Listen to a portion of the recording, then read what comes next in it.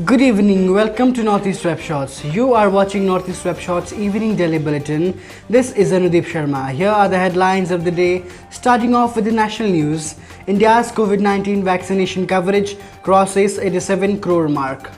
Election Commission announces by-elections to 3 Lok Sabha seats, 30 assembly constituencies in 14 states. They include 5 constituencies in Assam, 4 in West Bengal, 3 each in Madhya Pradesh, Himachal Pradesh and Meghalaya, 2 each in Rajasthan, Bihar and Karnataka, 1 constituency each in Andhra Pradesh, Haryana, Maharashtra, Mizoram, Nagaland and Telangana will go to by-polls. The voting for the assembly by-polls will also be held on the 30th of next month. Petrol diesel prices hiked. More to come. Petrol price on 28 September was hiked by 20% per litre and diesel by 25 paise as international oil prices neared $80 per barrel mark for the first time in 3 years. The price of petrol was hiked to rupees 101.39 a litre in Delhi from rupees 101.19 and to rupees 107.47 per litre in Mumbai. Diesel rates went to 89.57 a litre in Delhi and rupees 97.21 in Mumbai.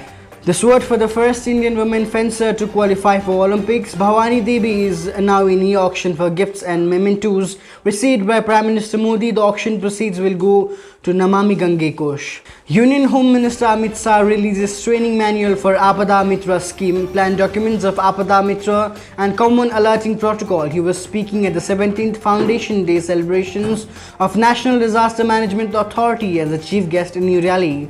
The theme of this year's Foundation Day is stopping impact of disaster incidents in the Himalayan region.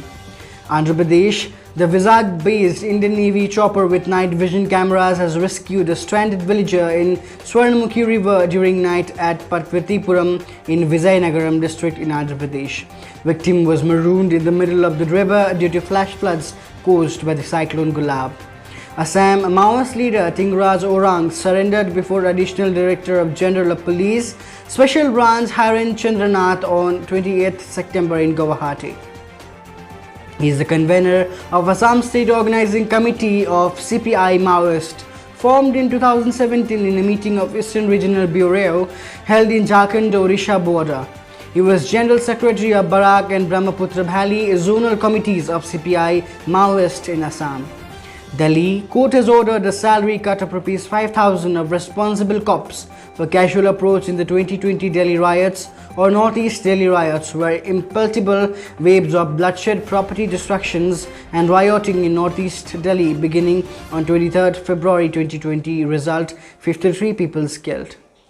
Delhi Chief Minister Arvind Kejriwal on 28th of September launched Desh Bhakti curriculum in a program organized at Chhatrasal Stadium in the national capital. Gujarat, the Union Agriculture Minister Narendra Singh Tomar on 28th of September launched Amul Honey, a product of Gujarat Cooperative Milk Marketing Federation Limited, under active cooperation with National Bee Board. Jammu Kashmir, 1 terrorist captured alive, another killed as army foils infiltration bid in Uri sector. The military operation started the night of 18th September when a search party observed movement of infiltrators on LOC line of control. Karnataka government is seriously considering bringing in law against religious conversion either by force or through inducement in the state, Chief Minister Vasavaraj Bommai stated on 28th of September. Kerala High Court on 28th of September dismissed 2 pleas challenging the Karnataka government decision to restrict entry from borders of Kasaragod and Mangalore only to those having a negative RT-PCR report. Maharashtra, heavy rains and floods in Marathwada region of Maharashtra killed 10 people. 2 Mumbai Metro lines to be operational in 4 months. Mumbai Metro's Red Line 7 and Yellow Line 2A are likely to be operational within next 3 to 4 months, so informed Mumbai Metropolitan Region Development Authority. Punjab, Navjot Singh Sidhu quits as Punjab Congress chief. Solidarity with Navjot Sidhu, Punjab Minister Razia Sultana resigns. An urgent Punjab cabinet meeting was underway in the state following the resignation by Razia Sultana and Navjot Singh Sidhu. Tamil Nadu. The centre has granted permission to Tamil Nadu to admit 50 students to undergraduate courses in 7 new medical colleges this academic year. Health Minister Mas Subramanian said on 28 September this will take the total MBBS seats in the state to 4,300. Now coming towards the defense news, India has finalized deal to buy 4 new Heron TP drones from Israel used for surveillance, also eventually upgraded under Project Cheetah. India also looking to buy 30 MQ-9B high-altitude, long-endurance armed drones from US, costing $10 billion for 10 drones.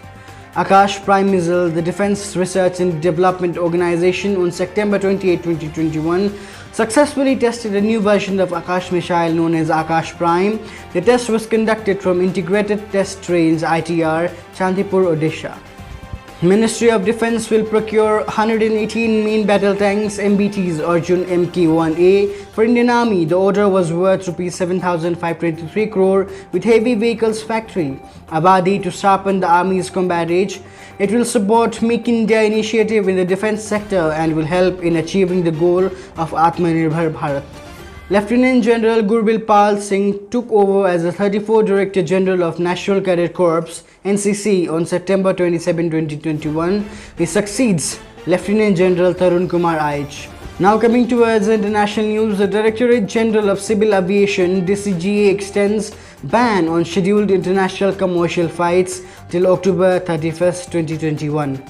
China has put in place new modular container-based accommodations for its troops in several high-altitude forward areas on its side of the line of actual control in eastern Ladakh in response to Indian deployment in the region.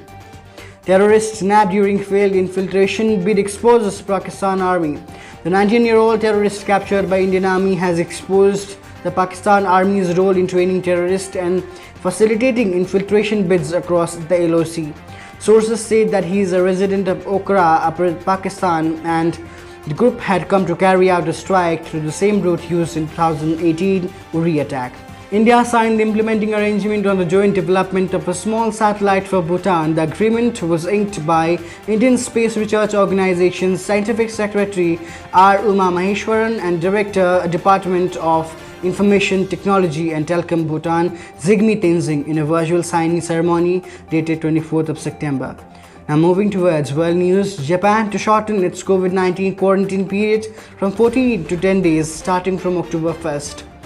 The child was executed in Tarkar province by Taliban after his father was suspected of being in the Afghan resistance forces. Thousands of women demonstrated in several Latin American cities on 20th of September to commemorate the Global Day of Action for Access to Safe and Legal Abortion. Earlier in September month, Mexico's Supreme Court declared it's unconstitutional to criminalize abortion, and shortly after, the government said that those jailed on the accusations of having terminated their pregnancy would be released. Now coming towards the sports news, World Archery Championship, Team India archers settled for 3 silver medals at 2021 World Archery Championships held in Yankton, South Dakota, United States. Medals won by compound women's team and mixed events, and the lone individual win by V. Jyoti Surekha also in the compound event. Vennam Jyoti Surekha became the first Indian women archer to win 3 silver medals at the World Championship. The 25-year-old achieved this feat after she won the medal in each of 3 categories. Now coming towards the end, COVID update national. India has reported a surge in its active COVID-19 cases and deaths on Sunday, as per the latest data updated by the Union Ministry of Health. India saw a rise of 2,034 active cases in a day. At present, India's active case count stands at 3,03,476, which is a 0.90% of the total caseload. In the past day, a total of 260 patients died due to coronavirus in the country. The death toll due to the COVID-19 has increased to 4,46,918, 1.33% of the total caseload. This much for today. For more updates, keep following Northeast Web Shots. This is Janudip Sharma signing off. Thank you. Good night.